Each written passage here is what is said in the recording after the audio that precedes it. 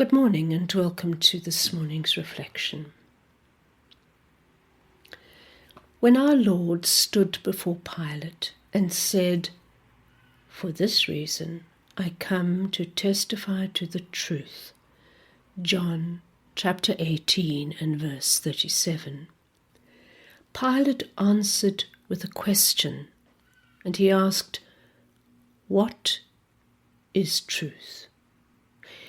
And in some ways, it sounds like a jaded response from a world-weary man.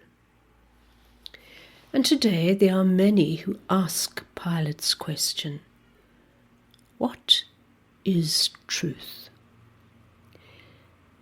And they take the asking of that question to be a mark of sophistication. It seems that we steer clear of any definition of truth today, because in that way we avoid conflict. Yet the search for truth is most important. It is a most important part of what it means to be human. To be human is to seek the truth, and seeking the truth can lead us into all sorts of adventures. The Christian understanding of truth is found only in following in a faithful and trusting way. It is a following in which we are unable to see the next step. An honest quest for truth will lead you to God. And this is not a truth that we need fear. For you will know the truth, and the truth will set you free. We are not free until we are bound to be free, until there is some claim upon us other than ourselves, other than our aspirations, our psychology, our intellect, our sexuality, our desires. When all of this is brought to a place of obedience to that which is other than myself, then I can begin to taste freedom. The word obedience gets a poor press today, but it is a lovely word, and it comes from the Latin, which means to listen attentively or responsively. Talk about truth in society today makes people very uneasy. There is for most people a sense that you have your truth and I have my truth. And they resist the idea of a truth about the way humans are made to be, a right ordering of life, opposed to a false ordering of life. We have come to this aversion to the truth by what we can call anti-foundationalism or deconstructionism. The idea pervasive today is that what we call truth is but a social convention, a social construction, that there is no foundational truth, only preference.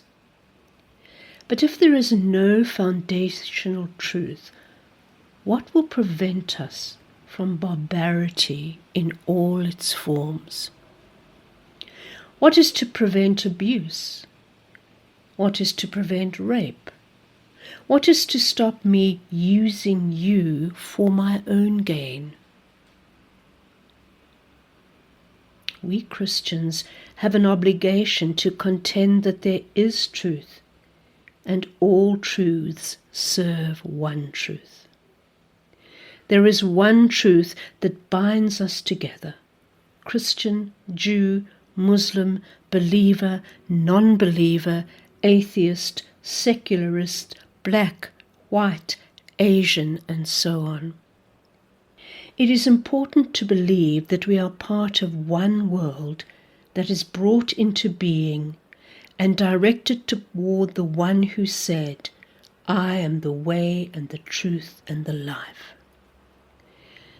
When we stop searching for truth, we are left with only power, propaganda, grievance, anger, victims, and vengeance.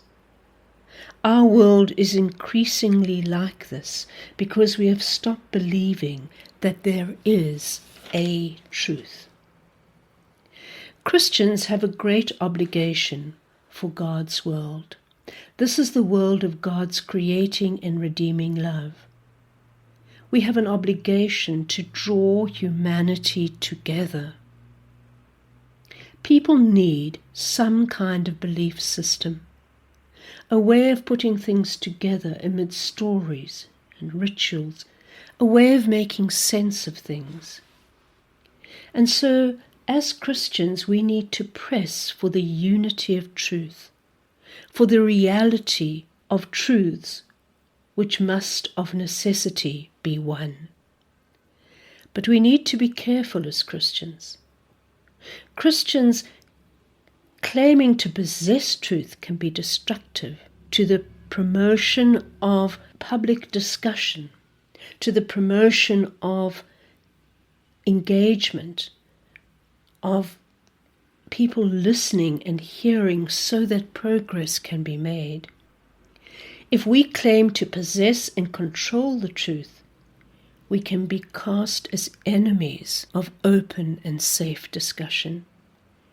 We have to engage with those with whom we disagree. We cannot shun them, because talking to them is the course of love. We as Christians do not undermine, intimidate, harass, slander, or kill those with whom we disagree about truth and about God's will, because we know the will of God, and the will of God is that we do not kill. We have to create spaces that are safe for people to truly seek the truth, because we know that those who seek the truth will find it, and we need to facilitate that search.